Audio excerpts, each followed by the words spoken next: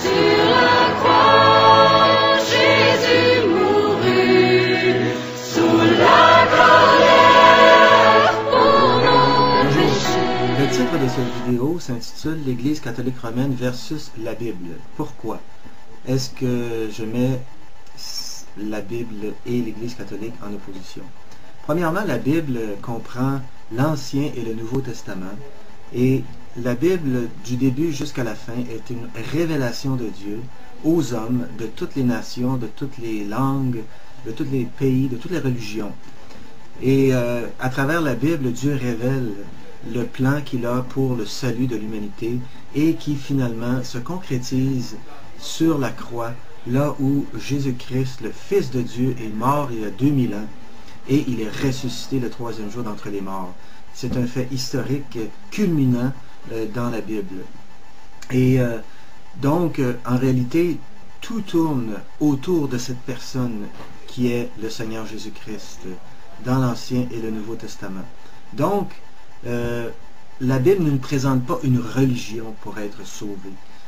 Que ce soit l'Église catholique, que ce soit l'islam, que ce soit l'hindouisme, peu importe. Ce n'est pas une religion qui est morte sur la croix, c'est une personne, c'est le Fils de Dieu, c'est Jésus de Nazareth, que Dieu a donné, a désigné comme étant le Seigneur et le Sauveur de tous les hommes, incluant vous qui écoutez ce message aujourd'hui. Il s'ensuit que donc l'Église catholique non plus ne peut pas sauver personne. Lorsque l'Église catholique disait ou dit encore « hors de l'Église catholique, point de salut », cela n'est pas basé sur la Bible, mais sur des hommes au Vatican. Alors, j'aimerais souligner quelques points qui démontrent que l'Église catholique romaine n'est pas la véritable Église de Jésus-Christ. Je vais mentionner 7 points. Le premier, c'est « le Christ n'a jamais institué de succession apostolique ». L'Église catholique base sa doctrine de la succession apostolique à partir de Pierre jusqu'à le pape actuel sur le verset de Matthieu 16, versets 18 à 19 qui dit « Et moi je te dis que tu es Pierre, et que sur cette pierre je bâtirai mon église, et que les portes du séjour des morts ou du Hadès ne prévaudront point contre elle. Je te donnerai les clés du royaume des cieux. Ce que tu lieras sur la terre sera lié dans les cieux, et ce que tu délieras sur la terre sera délié dans les cieux. » Le petit catéchisme romain induit en erreur et ajoute des mots qui ne sont pas inclus dans la bouche de Jésus-Christ. Et eux disent ce que tu liras sur la terre, toi et tes descendants ou tes successeurs sera lié dans les cieux. Et ce que tu délieras, toi et tes successeurs sur la terre sera délié dans les cieux. Toi et tes successeurs n'est pas dans la Bible. Alors, l'Église catholique romaine démontre une malhonnêteté envers les Saintes Écritures.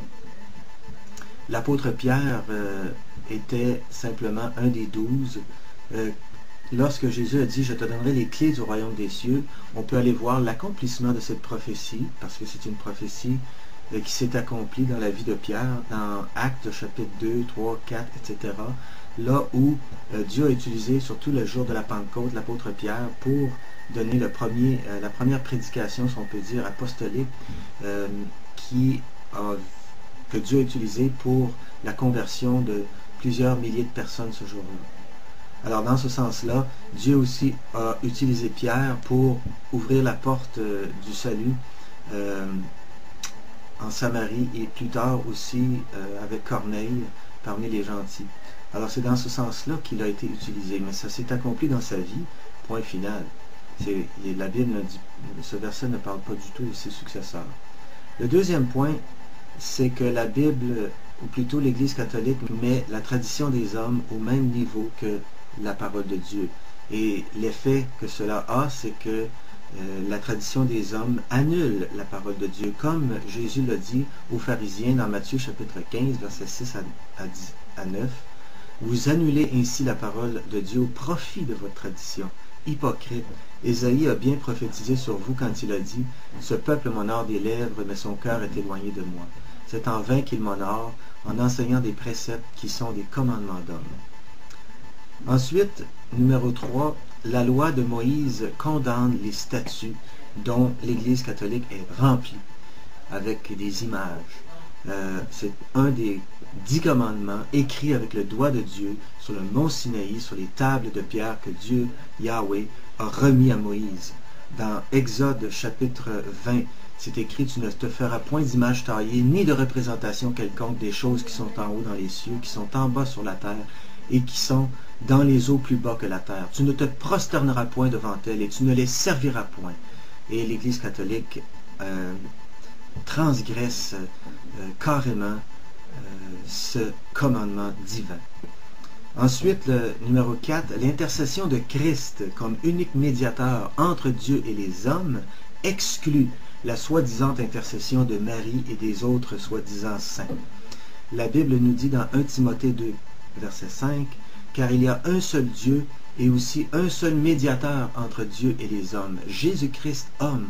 Il n'y a qu'un seul homme qui est médiateur entre Dieu et nous. » Ce n'est pas le pape, ce n'est pas les prêtres, ce n'est pas non plus Mahomet, ce n'est même pas Abraham ou Moïse ou quelqu'un d'autre des prophètes, c'est Jésus-Christ. C'est lui seul. C'est pas nous-mêmes. Il y en a qui vont dire: ah, je vais m'arranger avec Dieu, puis moi je communique direct avec Dieu.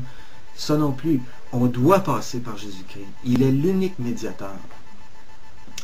Le point numéro 5. Le sacerdoce intransmissible de Christ exclut le sacerdoce des prêtres et tout le système du clergé catholique et même protestant. La Bible parle de personnes plutôt qui ont des dons dans l'Église et qui utilisent ces dons-là, soit pour enseigner, pour exhorter, pour encourager les croyants.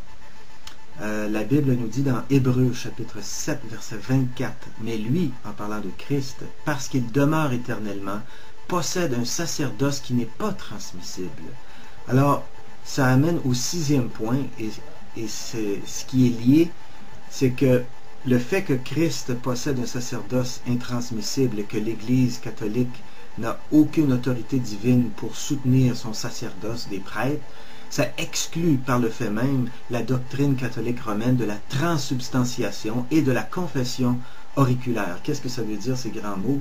Ben, c'est pas moi qui les ai inventés. La transsubstantiation, c'est la soi-disant doctrine, c'est la doctrine de l'Église catholique qui dit que le prêtre, lorsqu'il prend le pain ou l'hostie et le lève en l'air durant la messe, a reçu un pouvoir par son sacerdoce pour transformer ce morceau de pain dans le corps et l'âme et la divinité de Jésus-Christ. Alors ce que vous mangez n'est plus du pain, mais c'est vraiment le corps de Christ. Alors ça, c'est complètement faux. C'est une malinterprétation des Écritures. La parole de Dieu nous dit clairement que le pain et le vin sont des symboles du corps de Jésus-Christ. C'est comme Jésus a dit aussi, je suis la porte, celui qui entre par moi sera sauvé. Alors, il ne voulait pas dire évidemment qu'il est une porte littérale, c'est une image. Et le contexte nous dit toujours lorsqu'il y a des images ou des figures de style de ce genre dans la Bible. Ensuite, la confession auriculaire, c'est-à-dire aller confesser ses péchés à un prêtre qui, soi-disant, est notre intermédiaire.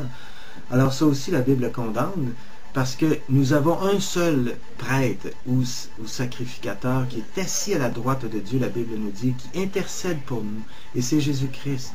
Alors, je dois m'approcher de Dieu par le moyen de son Fils, pas par Marie, pas par les saints, mais par directement à Jésus-Christ. C'est lui le Sauveur. Il a donné sa vie pour vous et pour moi, pour des pécheurs.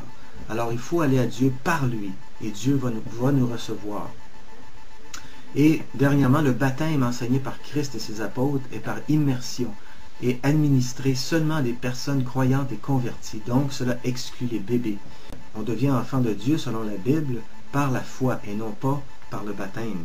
Le baptême dans la Bible est donné toujours à des croyants, à des personnes qui ont fait une confession de foi, donc qui ont une maturité, qui sont conscients, qui ont atteint un certain âge de raison.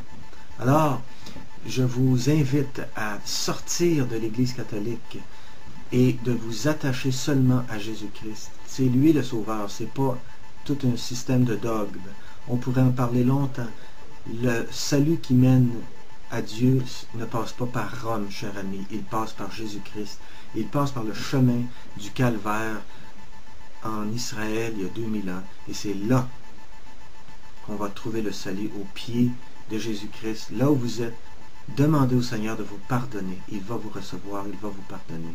Mettez votre foi en lui, pas dans les hommes.